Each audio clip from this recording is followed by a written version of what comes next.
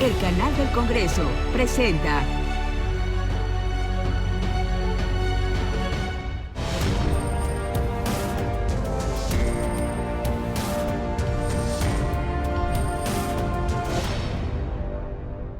El 4 de octubre de 1824 entró en vigor la primera Constitución Federal de los Estados Unidos Mexicanos, un documento de carácter jurídico que estableció el sistema político federal y que dio vida al Senado de la República.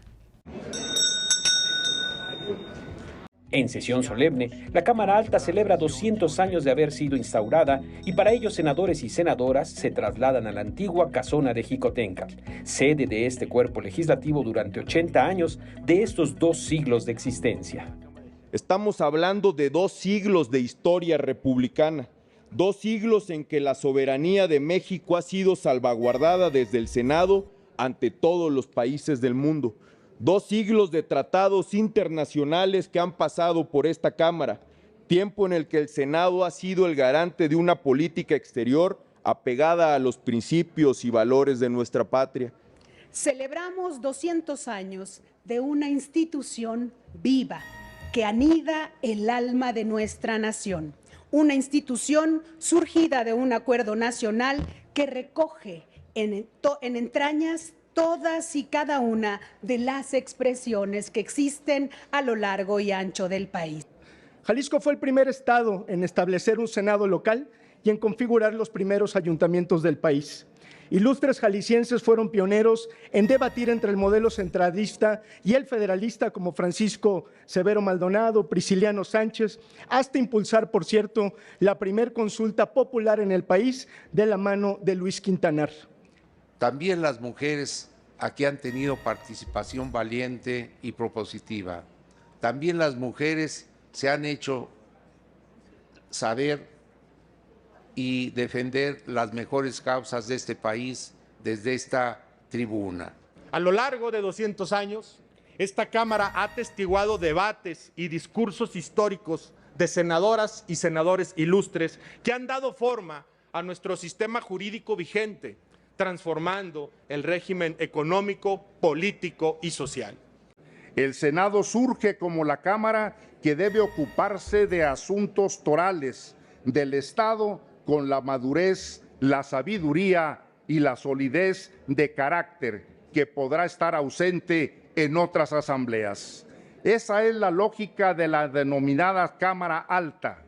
Conmemoremos inspirados por grandes hombres como lo fue Belisario Domínguez, que nos deja esta tarea. Cumpla con su deber la representación nacional y la patria está salvada y volverá a florecer más grande, más unida y más hermosa que nunca la República Mexicana. ¡Que viva nuestra soberanía! Que a 200 años de la instauración del Senado, hoy es paritario, igual número de mujeres y de hombres. Hoy las hijas y los hijos del pueblo están aquí presentes defendiendo los intereses de la nación y de nuestro pueblo.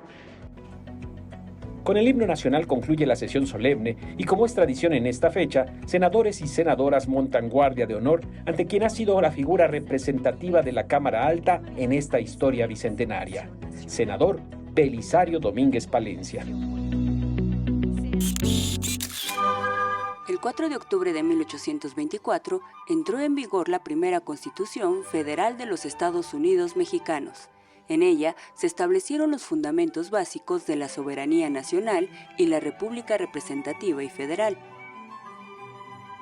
La creación de la primera Carta Magna estuvo rodeada de diversas corrientes de pensamiento político, entre las ideologías liberal y conservadora, monárquica y republicana, así como federal y centralista. La preservación de la unidad de las diversas entidades regionales ante la nueva realidad política fue uno de los principales retos, lo cual llevó a las provincias a tener que negociar para superar sus conflictos. El deseo de resguardar la integridad territorial permitió que el Congreso Constituyente pudiera reunir a las provincias y que se conocieran y discutieran los diferentes intereses de cada entidad, quienes más tarde se ceñirían al Pacto Federal que construiría al Senado mexicano. Los 107 diputados seleccionados y quienes procedían de 24 entidades federativas tuvieron el compromiso de decidir la forma de gobierno de la nación mexicana. Durante la votación para elegir la forma de gobierno que quedaría establecido en el artículo 5, se llevó a cabo en 5 sesiones. La aprobación de la adopción de una república representativa federal y popular se dividió en 3 votaciones.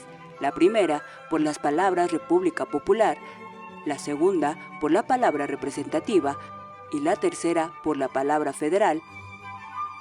Quienes defendieron el sistema federal consideraron que este sistema era la expresión de la mayoría de las provincias y además consideraban que un gobierno federal era la mejor manera de llegar a un pacto que resguardara las garantías de autonomía de las partes que conformaban la nación mexicana.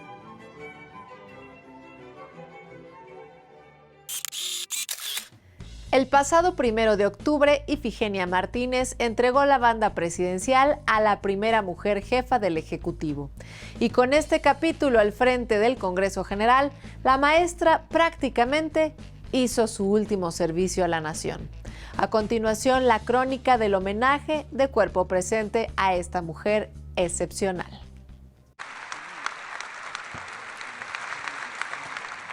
Es mediodía del lunes 7 de octubre y el Congreso recibe en San Lázaro a la presidenta decana Ifigenia Martínez en el último homenaje de cuerpo presente que esta soberanía rinde a la maestra.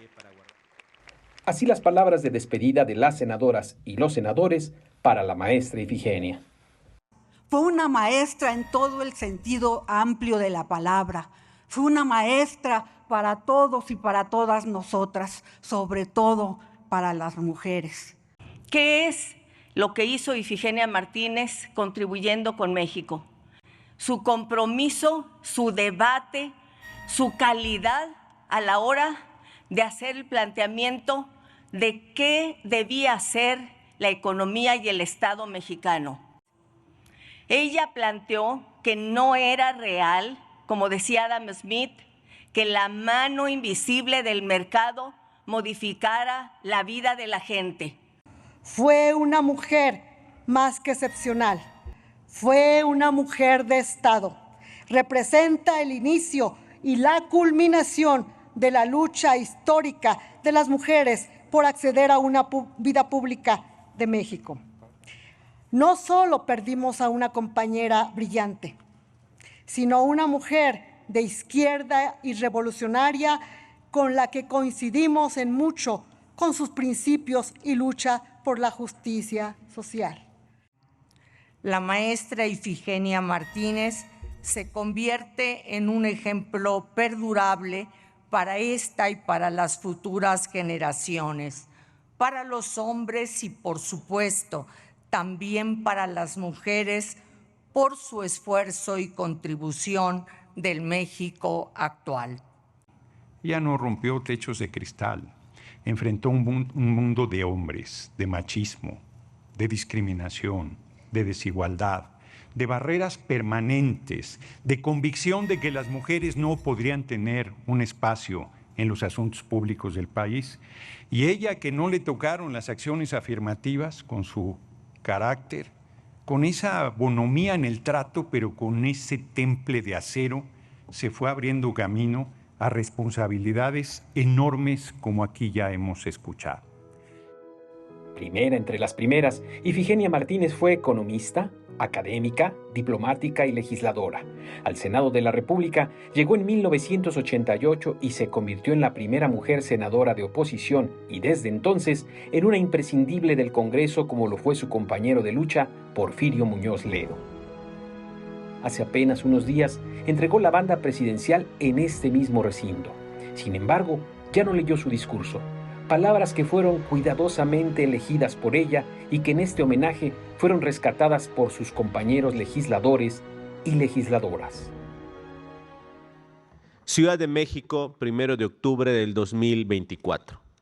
Hoy nos encontramos aquí en este recinto solemne de la democracia mexicana como testigos de un momento que marca un antes y un después en nuestra historia.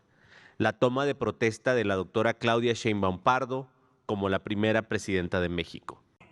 Su llegada a la presidencia de la República es la culminación de una lucha que hemos atravesado generaciones de mujeres, quienes con valentía desafiamos los límites de nuestros tiempos. Hoy, junto con ella, llegamos todas y abrimos paso a una nueva era. Yo misma, que he recorrido tantas batallas por la democracia y la justicia, me siento profundamente emocionada. Desde esta soberanía le decimos, Presidenta, no está sola, que la lucha por la democracia, por la justicia y por la igualdad es de todas y es de todos, y que no descansaremos hasta lograr una democracia plena, donde no haya distinción de género, clase o condición. Que nuestras diferencias no nos dividan, sino que sean la fuente de propuestas y de soluciones compartidas a los distintos retos que enfrentamos. Hoy más que nunca necesitamos tender puentes entre todas las fuerzas políticas, dialogar sobre nuestras divergencias y construir juntas y juntos un país más justo y solidario.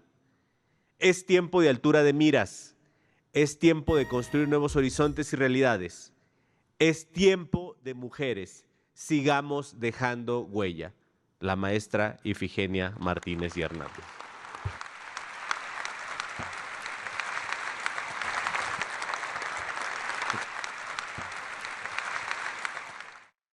Descanse en paz, Ifigenia Martínez y Hernández.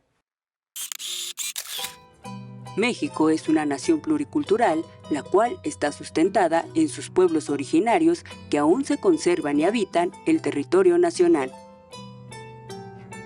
El 18 de diciembre de 2020, por decreto presidencial, se declaró el 12 de octubre como el Día de la Nación Pluricultural, con la intención de reconocer, valorar y promover la riqueza multicultural, pluriétnica y multilingüe de México, tal y como quedó asentado en la más reciente reforma avalada por el Senado de la República. La reforma sobre el artículo 2 constitucional, que se aprobó el 24 de septiembre de 2024, reconoce a los pueblos originarios como sujetos de derecho público, la cual promueve la participación efectiva de los pueblos originarios y afromexicanos. La actual conmemoración del 12 de octubre busca reivindicar y visibilizar las aportaciones culturales de los pueblos originarios, sustituyendo la antigua conmemoración de la llegada de Cristóbal Colón a lo que actualmente conocemos como América. Además, reemplaza la denominación del Día de la Raza, iniciativa de José Vasconcelos que promovía el sincretismo cultural y reconocía las ideas de descubrimiento y colonización, conceptos que con el paso de los años fueron cuestionados por intelectuales como Miguel León Portilla y que dieron origen a la actual denominación y conmemoración del 12 de octubre como el Día de la Nación Pluricultural, que busca promover la reflexión sobre la cultura que los pueblos originarios han aportado y aportan a la construcción de la identidad mexicana. La reforma al Poder Judicial sigue su curso. El Senado de la República recibió y aprobó en una larga jornada las dos iniciativas enviadas por la jefa del Poder Ejecutivo a fin de regular la preparación, realización y validación del proceso para la elección de jueces, magistrados y ministros en todas sus fases y etapas. Al recibir por parte del Ejecutivo las propuestas de reforma a la Ley General de Instituciones y Procedimientos Electorales y la Ley General de Sistema de Medios de Impugnación en materia electoral, el Senado se convierte en Cámara de Origen y en este sentido es el Senado donde se pronuncian los primeros argumentos en favor y en contra de ambos dictámenes. No va a haber de ninguna manera ningún veto para ninguno de los aspirantes. Reitero, la vocación que tiene nuestro movimiento es democrático. Que así como han comenzado a identificar algunas fallas, puedan reconocer muchas más que han sido señaladas y sobre todo que se hagan los ajustes pertinentes. Es vital que entendamos que no estamos defendiendo una simple reforma, estamos defendiendo la justicia de México. Con esta reforma damos pasos firmes hacia la transparencia y la legitimidad de una institución que es vital para contribuir al desarrollo de nuestro país. Es fundamental señalar que el proceso electoral que habilitaría la elección de jueces no puede iniciarse hasta que las reglas del proceso estén completamente aprobadas y definidas. Y esto incluye las normas para la inscripción de candidaturas, la regulación de campañas y los mecanismos para la ejecución de la elección popular de jueces. Por todo lo que hemos señalado, las y los senadores del PAN, porque estamos en la defensa del Estado de Derecho, de la democracia, de la libertad y de las instituciones, nuestro voto es en contra de esta mal llamada reforma judicial.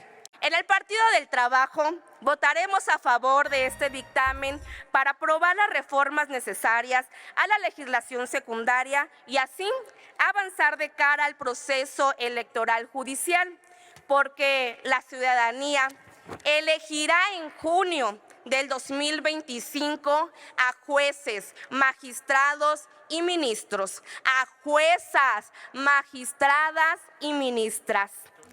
Luego de 7 horas y 45 minutos y con 81 votos a favor y 41 en contra, la Cámara de Senadores aprobó en lo general el dictamen que reforma la Ley General de Instituciones y Procedimientos Electorales. 2 horas más de discusiones, se tomó el pleno para definir la siguiente reforma. Las reformas que hoy discutimos reglamentan, desarrollan la reforma constitucional al Poder Judicial publicada el 15 de septiembre de este año. Era un despropósito ir a través de la ley más allá de la Constitución. Celebro que la Presidenta de la República se haya dado cuenta de ello. Hemos discutido y analizado en muchas ocasiones cómo podemos garantizar la participación de las mujeres en espacios de decisión. La pregunta es, ¿cómo está diseñado el sorteo, puesto que se habla de la mitad de cargos para cada caso? Esta mitad habla de cargos.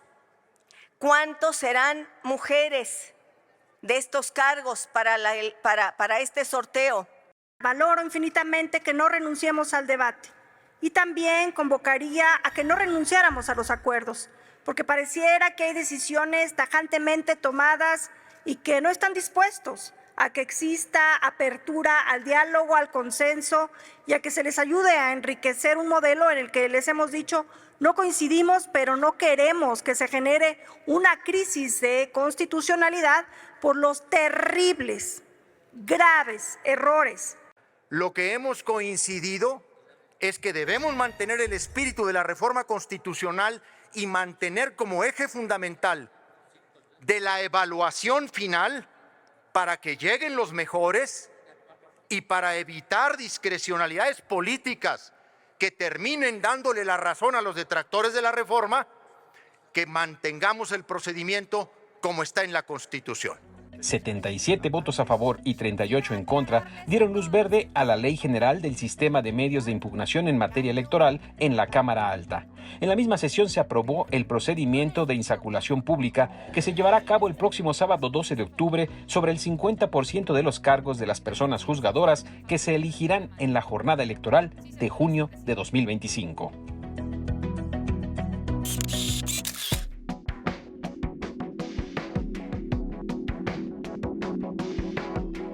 Los océanos cubren más del 70% de la superficie de la Tierra. Su profundidad media es de 4.000 metros y contienen el 97% de toda el agua del mundo.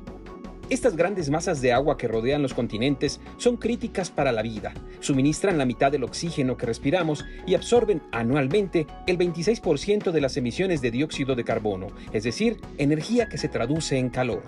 Dicha energía almacenada en el océano tiene grandes consecuencias, como el deshielo de los polos, el aumento del nivel del mar, intensificación de ciclones y huracanes, entre muchas otras. Existen esfuerzos globales que buscan asegurar la protección y sostenibilidad de los océanos, por ejemplo, el Tratado de Alta Mar, alcanzado en marzo de 2023, que tiene como objetivo proteger el 30% de los océanos del mundo para 2030. Este acuerdo incluye la creación de áreas marinas protegidas y la asignación de fondos para la conservación marina y el uso sostenible de los recursos marinos. La altamar, también denominada aguas internacionales, comienza a 200 millas náuticas de las costas y pertenece a todos los pueblos como patrimonio común de la humanidad. El 20 de septiembre de 2023, el Gobierno de México firmó este tratado internacional que requiere de al menos 60 países ratificados para hacer válidos sus objetivos.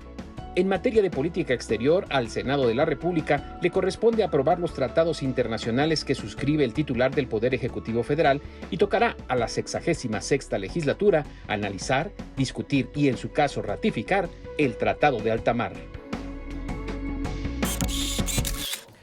Con el objetivo de robustecer y ampliar los derechos de las madres buscadoras y otros familiares, se presentó en el Senado una iniciativa para emitir la nueva Ley General para la Protección y Asistencia de los Familiares y Personas Buscadoras de Desaparecidos, en la que se obliga al Estado a otorgar mecanismos de protección y asistencia que requieren para localizar a sus seres queridos.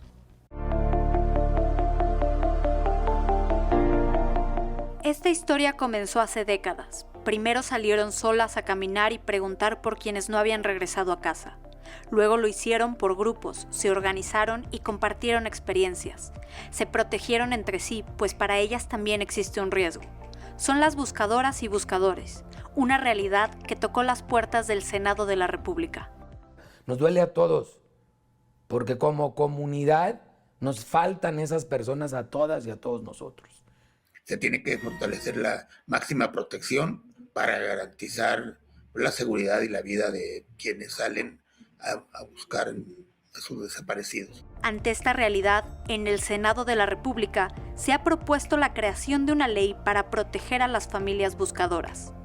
En esta iniciativa que hoy se ha presentado en el Senado de la Ley para la Protección de Personas Buscadoras, me parece importante que le da esta calidad. Yo por años he estado acompañándoles, pero no tengo una calidad de víctima indirecta como hace este reconocimiento. Esta es una cuestión que la veo sumamente importante en esta iniciativa, que nos reconozcan ese derecho, esa calidad. Esta propuesta de ley busca dar mayor certidumbre y transparencia a las familias cuyos hijos, hijas, padres o madres se encuentran desaparecidas, además de brindar certeza a terceros. Tienen las personas que buscan a personas desaparecidas poca injerencia en la carpeta de investigación. No quiere decir que se metan ellos a estructurar la carpeta de investigación, pero que sí puedan aportar pruebas a la carpeta de investigación. Esta ley busca una mayor intervención en el proceso de estructuración de estas carpetas de investigación. Pero sobre todo, también genera un marco de certeza para terceros.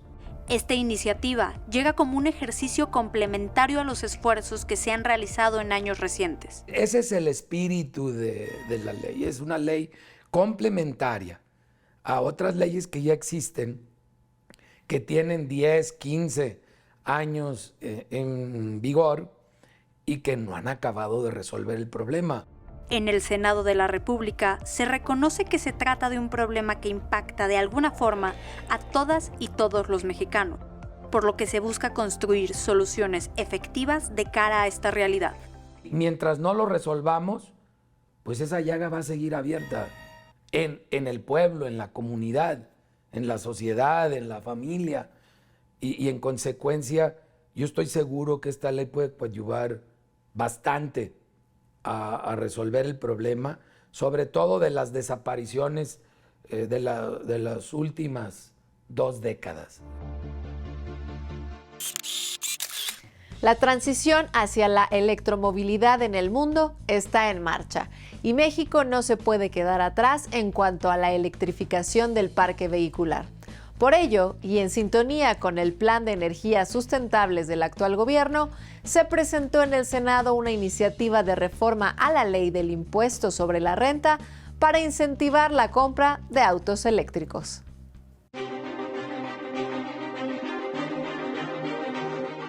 En un mundo mundo cada vez más consciente del cambio climático, la electrificación del transporte se ha convertido en una pieza clave para lograr la descarbonización de este sector. Según ONU Habitat, las ciudades mexicanas enfrentan graves problemas de contaminación ambiental y el sector transporte contribuye con el 20% de las emisiones de gases de efecto invernadero. En este sentido, en el Senado se presentó una iniciativa para reformar el artículo 36 de la Ley del Impuesto sobre la Renta. Aumentar la deducibilidad fiscal para vehículos nuevos, aliviando la carga económica de las familias, reduciendo costos en mantenimiento y en operación. Número 2, por supuesto, en apoyo a las familias. La medida facilitará el acceso a automóviles más eficientes, lo que se traduce en un ahorro significativo en gastos de combustible. Según datos del INEGI, hasta septiembre de 2023 se registraron 233.528 vehículos híbridos y eléctricos en el país. De estos, el 85% son híbridos puros, el 8% híbridos enchufables y el 7% son vehículos completamente eléctricos. Y aunque estas cifras son muy pequeñas comparadas con los 55 millones de vehículos en el país, la tasa de crecimiento de autos eléctricos es del 8% anual, según datos de la Asociación Mexicana de la Industria Automotriz. El gobierno implementó un incentivo que era no pagar el impuesto sobre autos importados, que es aproximadamente el 20%, pero tiene que ir de más allá. Tiene que implementarse una política pública con programas y esquemas financieros que permitan acceder a esta nueva tecnología. Otros incentivos vigentes que reciben los propietarios de autos híbridos y eléctricos son descuentos en casetas de cobro y segundos pisos de la Ciudad de México y el Estado de México. El gobierno podría priorizar la transición y los incentivos fiscales al transporte público más que al particular. Podría fomentar la expansión de la infraestructura de carga en carreteras, pues actualmente es insuficiente. Con una combinación de políticas favorables, inversión en infraestructura y colaboración entre el sector público y privado, México estará en camino de convertirse en un líder en electromovilidad en América Latina, beneficiando tanto al medio ambiente como a la economía del país. Muchas gracias por acompañarnos en esta entrega de Cámara Alta, revista informativa del Senado de la República. En este momento aparecen en pantalla los medios de contacto para que nos hagan llegar sus comentarios y sugerencias. Soy Paulina Usigli y en nombre de quienes participamos en este programa me despido y al mismo tiempo los invito a que nos sintonicen la siguiente semana en una nueva entrega de Cámara Alta, misma hora y en este mismo espacio. Pásenla muy bien, hasta entonces.